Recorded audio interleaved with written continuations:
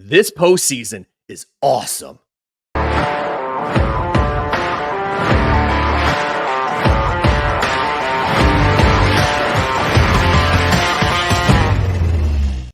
Yes, welcome on into First Pitch for Tuesday, October 8th. Your home for news, notes, and updates on Major League Baseball. I'm your host, Lindsay Crosby. Follow me on Twitter at Crosby Baseball. He's Christian Rauh. You can follow him on Twitter at Christian S. Rauh, R-A-U-H.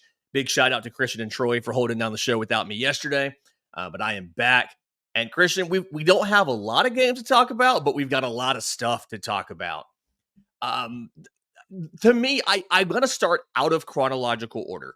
I want to go with Royals-Yankees. The Royals win 4-2.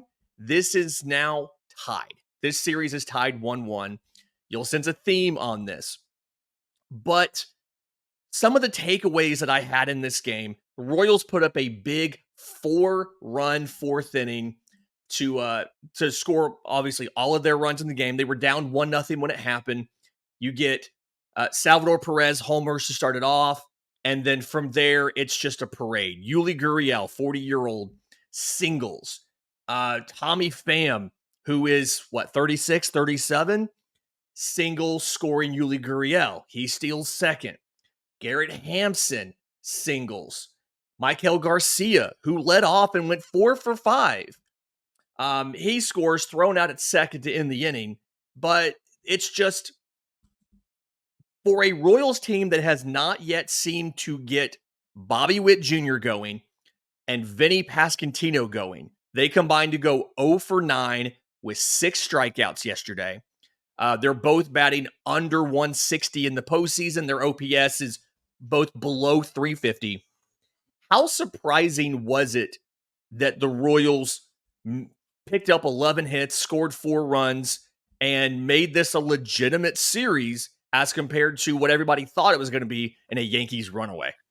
Yeah, surprised not because of the team, of like how the Royals, could actually make it happen, but surprised of the players who did it.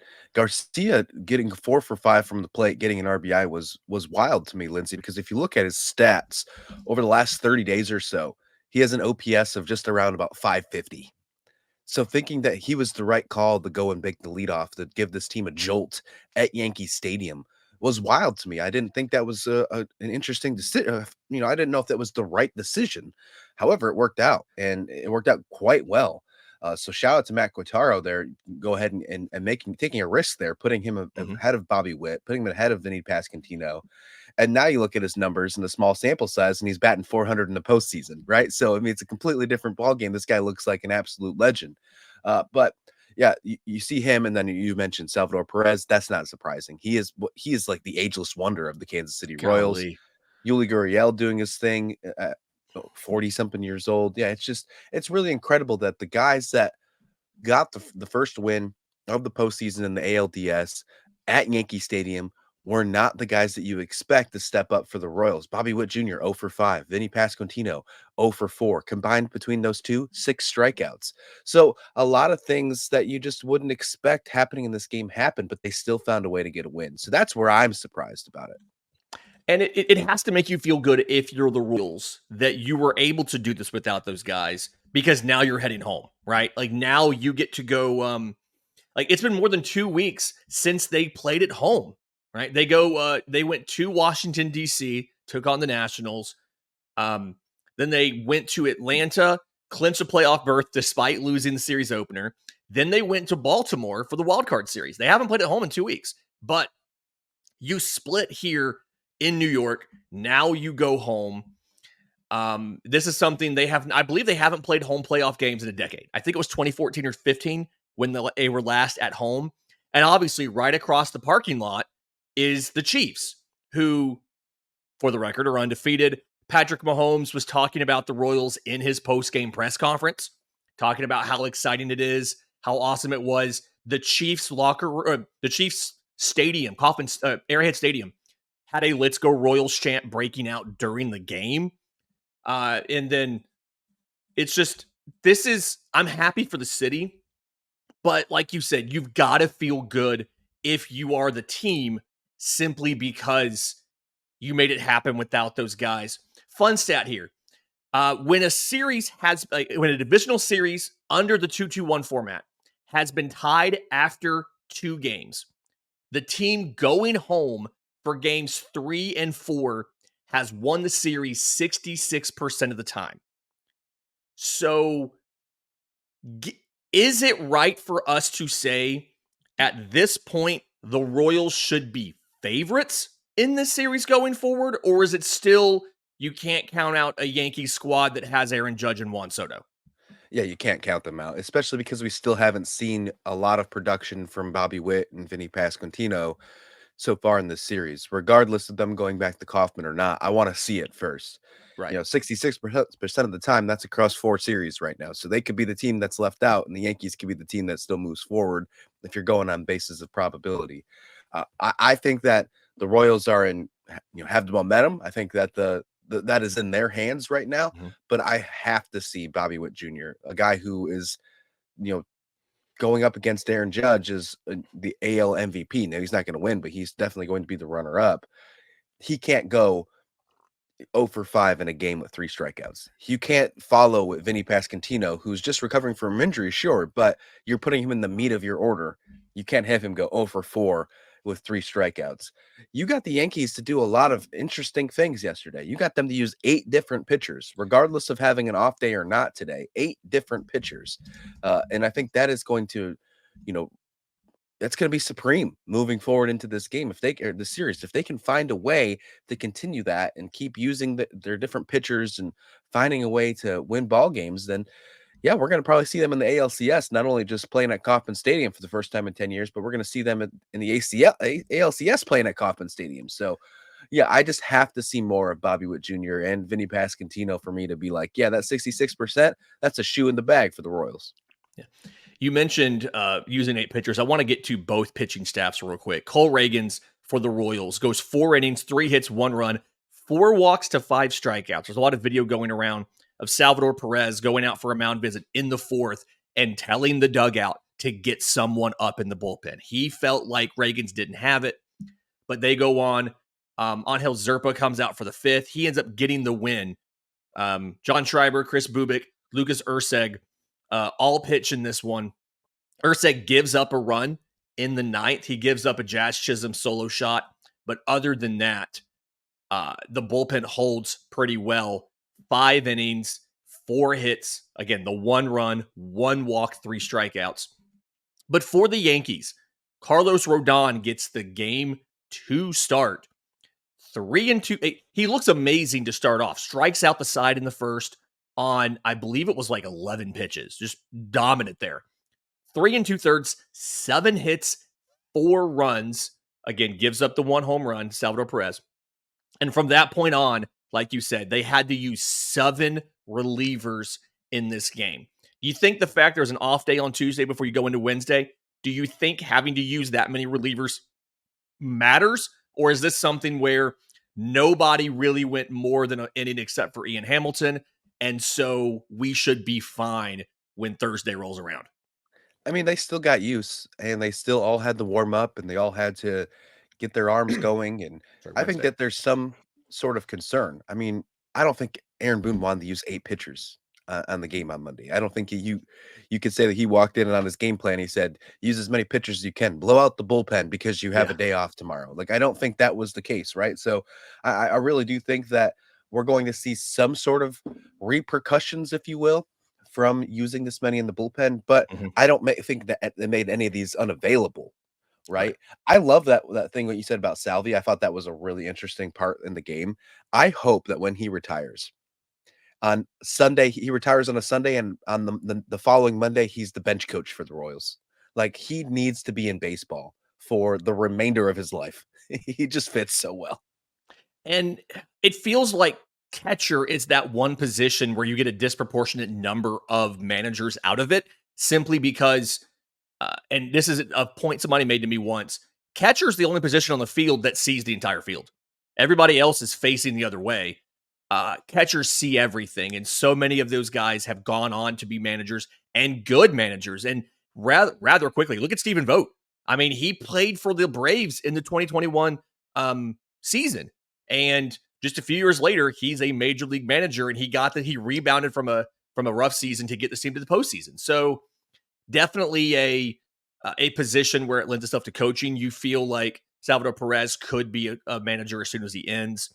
And that's just one of those veteran things. I don't think very many catchers in the postseason you're going to see be able or be like it be not questioned when they're like, hey, get somebody up. Like he's like he doesn't have it anymore. But it worked out here for the Royals. Real quick, before we move on to Tigers Guardians, I want to talk about the pitching here because now you have Clark Schmidt going on Wednesday versus Seth Lugo. Schmidt's been good in a smaller sample size, 2.85 ERA, 5-5 record. Lugo's been one of the best starters in baseball from a we did not expect this guy to be up there perspective. 16-9 ERA of exactly 3 in the regular season. Are you concerned about New York's pitching now that they've gotten past the top 2 and only been 1-1 because of it? I mean, the pitching at the beginning of the series was not very good. So Garrett Cole really didn't shove. Like he wasn't iconic Garrett Cole that we expected in the postseason. Rondon, although he had 7 strikeouts, I would say that was a pretty Rodon, bad yeah. outing for him. Yeah, right. So, yeah, I think that there's some concern here. I think that there should be some concern about what you're pulling up.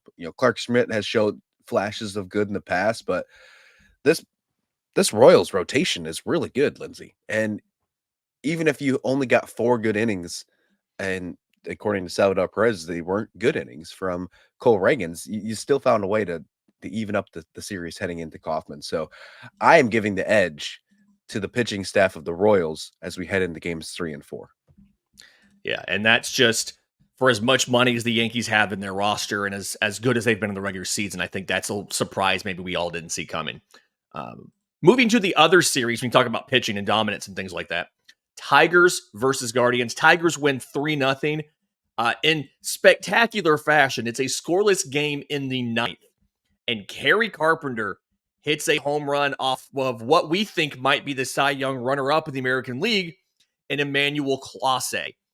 If I have this right, I believe Clase allowed like 3 runs in Cleveland all regular season. He allows 3 runs here on one of just a submit mixer of a slider. Somebody pulled this on Twitter. I apologize for not remembering who this is, but from a movement perspective, this was the second worst slider that Clase threw all year. This is another thing here where 1-1, now you change venues and you go from Cleveland to Detroit. Is this another series where, hey, you got to be ready for an upset here? Because the way the spacing is going in this series, the Tigers could potentially throw Tariq Skubal 3 times.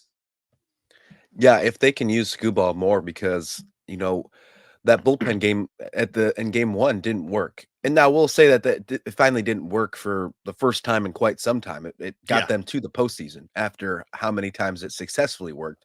So the odds are back in their favor of saying that it'll probably be fine next time they roll around and use it. But when you have Skubal on the mound, they're a completely different ball team. And Skubal's been exactly, what we've expected.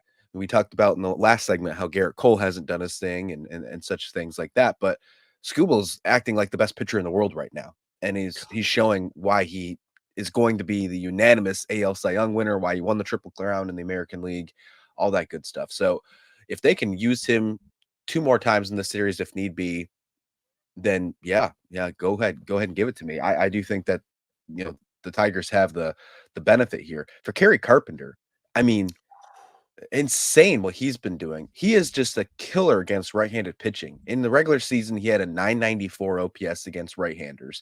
And then so far this postseason, correct me if I'm wrong, I think he already has 3 home runs in the postseason, or it's at least 2. I know he's got 2. And that one yesterday was absolutely clutch. It's exactly what they needed. I think that this series is probably the most, what's the word I'm looking for?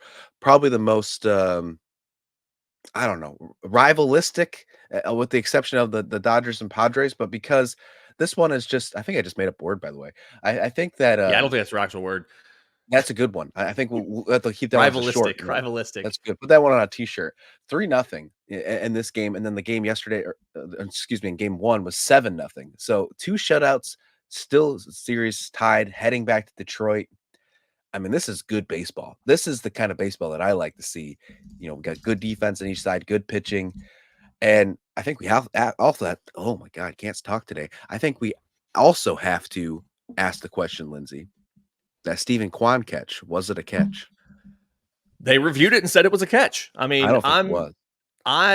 you know what? Kudos for effort. At this point, I don't know if it matters. I mean, they ruled it was a catch on review. A lot of people think it was a catch. Some people don't think it was. Either way, though, still, I mean, you have to appreciate what Stephen Kwan has been able to do. They only get 3. The Royals only. I'm sorry, the Royals. The Guardians only have 3 hits in this game. Stephen Kwan has one of them, as well as getting that diving catch, which I do legitimately think it did end up mattering a little bit as far as, this game being so close like that. But I'm maybe a little bit concerned about the Guardians because, again, they only got 3 hits. This is a team that has been contact oriented, has been focused on putting the ball in play, getting base hits, stringing things together and get guys on. And in the postseason so far, it just hasn't really worked. I mean, game 1 was fine. They had a couple homers there. But in this, again, only 3 hits, only 1 extra base hit. Josh Naylor had a double. Oh, I'm sorry, 2 of them. Brian Rocchio had a double out of the 9-hole off a screwball, and then Naylor had a double as well. But obviously, they didn't bring those guys in. They go 1 for 3 with runners in scoring position. And the Tigers had opportunities and just didn't get it done until the 9th. 1 for 8 with runners in scoring position, left 9 on base. It really feels like this game could have been even more like a blowout if things had broken a little bit right for the Tigers. 9 hits, 4 walks. They had 13 guys on base compared to just 3 for the Guardians. I think I'm in a situation here where, just like the last one, I feel like the Tigers, despite the pitching not being what you normally see in the postseason, I feel like the Tigers have the advantage in this series, heading back home with that crowd, which I'm sure is going to be nuts, and knowing that they have come through in the clutch more than the Guardians have. The Guardians' win was more of a blowout, but the Tigers' win was, to me, more impressive, I guess, because they came through in the clutch and kept Cleveland from doing really anything. You have to assume Clase's gonna rebound after Oh, everything yeah. that's happened with him this Yeah. season, for sure, right? Other than that, I mean, he was the only pitcher that had a bad outing between both teams in this game. So if you put that Clase outing away, I mean, in my mind, you're still pretty even because, I mean, Matthew Boyd went 1 for 1 for the first 4 innings against Tarek Skubal. I mean, did Yeah. you have that on your bingo card? He dueled him. Yeah. Yeah, it was a really good outing between Boyd, and then Smith came in, Heron came in, Gaddis came in, kept it all, very, very close. And then the other side, Vest has been absolutely outstanding. Bo Brisky has Mhm. been very good as well. The fact that they only had to use 3 pitchers, I think, could come in handy moving into the next series. But what AJ Hinch has developed and built with his team since August has been super impressive. And I'm sure I've talked about this before on the show already, but he has put every single pitcher in high leverage situations in the postseason. So they're not in a weird situation. And I think this could be a nice segue to our next segment here.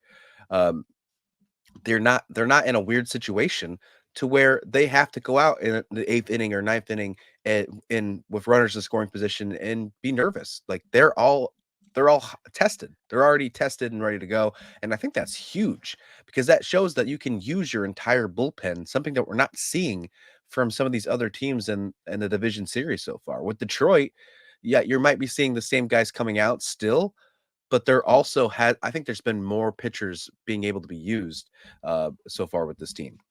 Yeah. Maybe the top end of Detroit's bullpen isn't as impressive as the top end of everybody else's, but they've been able to use it. And on that note of a segue, we haven't seen the top ends of some of these bullpens be particularly great in the postseason. Josh Hader of the Astros, I mean, he gave up the key hits there in their losses to Detroit. We saw Edwin Diaz struggle. I mean, he gives up. He's thrown 64 pitches in the last 2 games, which is just nuts.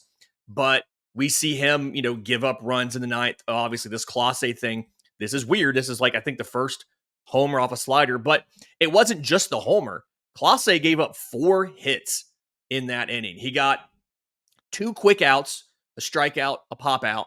And then after that, it's Jake Rogers single, Trey Sweeney single, Kerry Carpenter homer, Matt Vierling single, and they pull him from the game.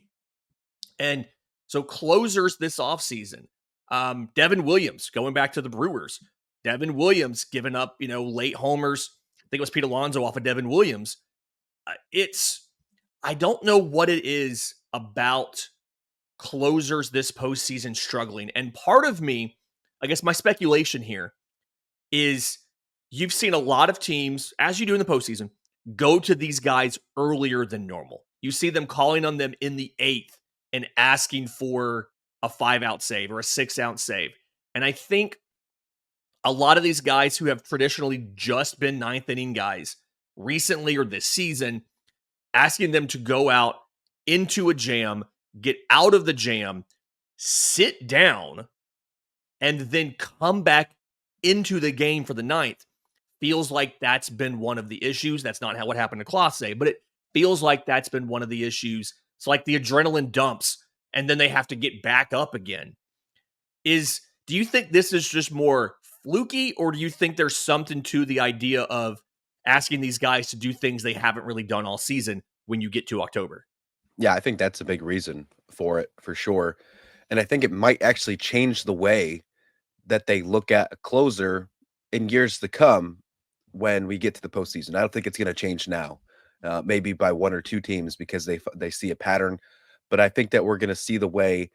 I think they're going to more try to follow the way that the Padres and the Tigers are using their bullpen moving forward, because I think they have it figured out. The Padres just have a lot of really big names that they can figure it out. Detroit's a different story there. The only guy that's a closer that's doing okay, and he let up a run yesterday, so I can't really say it's an absolute, but Lucas Erceg for the Royals has probably been the one closer that you can say, with the You've had the exception most of the confidence in, right? yeah, with the exception of the Padres and Dodgers series, because we really haven't had a situation where we've needed closers so far in that series. But Erceg has got 3 saves already this season, or this postseason. He did let up 1 run against the Yankees, but he still secured the save.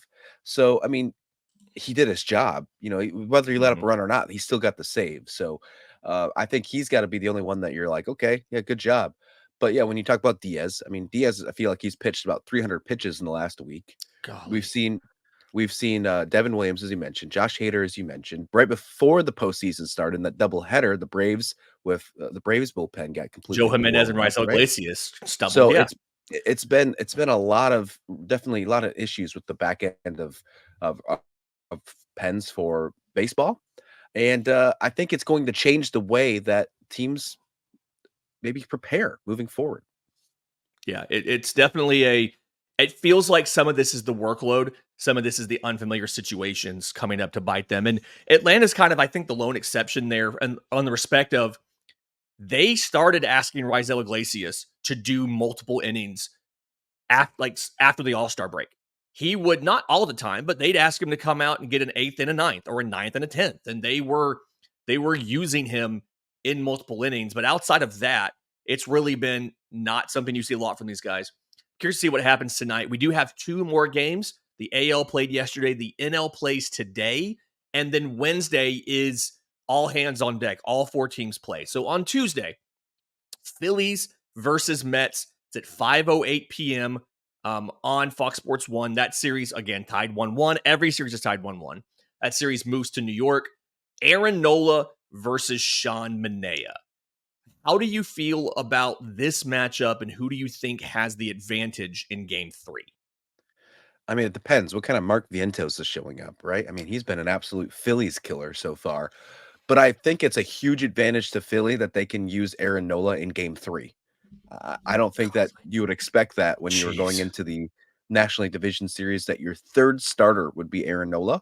So in my mind, if it's an even game and I'm looking at who's pitching right now, and no disrespect to Sean Manaea because he has had a heck of a season, but I got to go with Aaron Nola. But if Mark Vientos, Pete Alonso wake up at Citi Field, Nola is known to give up some home runs, and Mark Vientos has been on a super hot streak right now.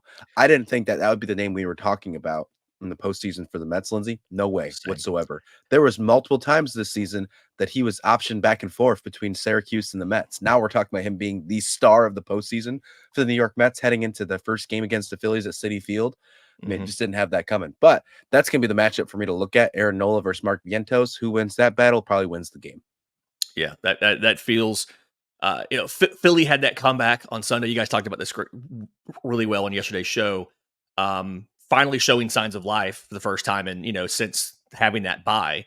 But yeah, this does feel like it's going to come down to, can New York's clutch hitters be clutch when they need to get a hit? Francisco Lindor, Pete Alonso's had a late home run in the series, and then Vientos. And I keep going back to the John Smoltz anecdote that he told me, but 3 hot starters, 3 hot relievers, 3 hot hitters. There's your 3 hot hitters. You can see how they can get this done with that. But Philly also has Schwarber, Harper, and Castellanos, who has moved into the cleanup spot and has been really good this postseason as far as getting the clutch hit when they needed it. He was getting booed in game 2 early, and then he's obviously the hero after the walk-off. The Alec Bohm situation is weird to me. I will say that real fast.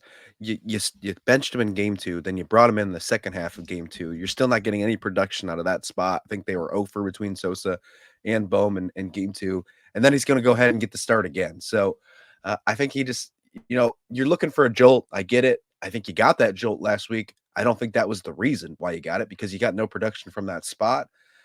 However, I think you just got to keep with the guy. I don't think you can bench an all-star of 2024 to try and get a jolt. I don't know. To me, that was just a weird move, and I think it was a waste of time. But I mean, they got the win. But regardless, I still think it's weird. Yeah, his final 12 starts of the regular season, he went 8 for 47, so 170 batting average with a 502 OPS, both by far season lows. So I understand he was a little bit slumping a little bit down the stretch, but still, it was an odd move, and it obviously didn't work out yet for them. The other game, Los Angeles Dodgers at San Diego Padres. Again, tied 1-1. Everybody's tied 1-1. So they head back to San Diego. Walker Buehler versus Michael King. I think I can speak for everybody when I say, based on what we saw from Buehler last time he faced the Padres, getting through a couple innings, I think only 1 run allowed, but only 1 strikeout and like 3 whiffs, versus what we saw from Michael King when he faced Atlanta. It feels like the Padres have the advantage in this game, but is it wild of me to think the Padres have the advantage in this series? No, I don't think you should feel wild about that at all. I mean, when you look at this team right now, they're firing on all cylinders. Mm-hmm. Yeah, it's this is something where if there's anybody that I have to face right now, I would rather face the Dodgers than the Padres. You have Freddie Freeman, who leaves game 2. The ankle's still bothering him. We think he'll be in the game 3 lineup, but we don't know. We'll find that out. That game's at 9:08 p.m. Eastern, so we'll find that out probably about 5 or 6 p.m. Eastern if Freddie Freeman's going to actually play or not. But yes, you have Ohtani. Yes, you have Mookie Betts, who hasn't done a lot in the postseason. He had a homer taken from him by, in that game on Sunday. But it feels like this game right here, I'm not saying this is the season for the Dodgers, but it feels like this game is as close to a must-win as you can get at this point in a series. Tied 1-1, but going into somebody else's house for 2 and not having a ton of momentum right now. It feels like this is as close to a must-win as you can get for LA outside of an elimination game. Yeah, and you got Walker Buehler on the mound. I would say probably the most to gain in all of baseball is if Walker Buehler has a good start in the postseason, because he's trying to reestablish his postseason prowess, if you will. Because at one point, this is a guy that we were talking about being like the guaranteed game 1 starter for the Dodgers in years past. And now we're like, should he be starting a postseason Potentially game? An ace. Yeah. Right. Should he be the pivotal guy in this series? So if he has a good outing, Lindsay, I think there is no other person in baseball that is left of the remaining teams that can gain more from a good start from Walker Buehler heading into the offseason and free agency. Yeah. We don't have official starters for game 4, but it looks like Landon Knack would get the start for LA. We don't know who it would be for San Diego. I think that's the Joe Musgrove spot that they have to figure out. But either way, tonight, 5:08 Eastern is Phillies at Mets. 9:08 Eastern is Dodgers at Padres. And then on Wednesday, all 4 teams are in action. So that'll be a fun time. For those of you listening on audio, do us a favor, leave us a 5-star review if you would. If you're on YouTube, subscribe to the channel, hit the notification bell so you know when we drop a new episode. And until next time, this has been First Pitch.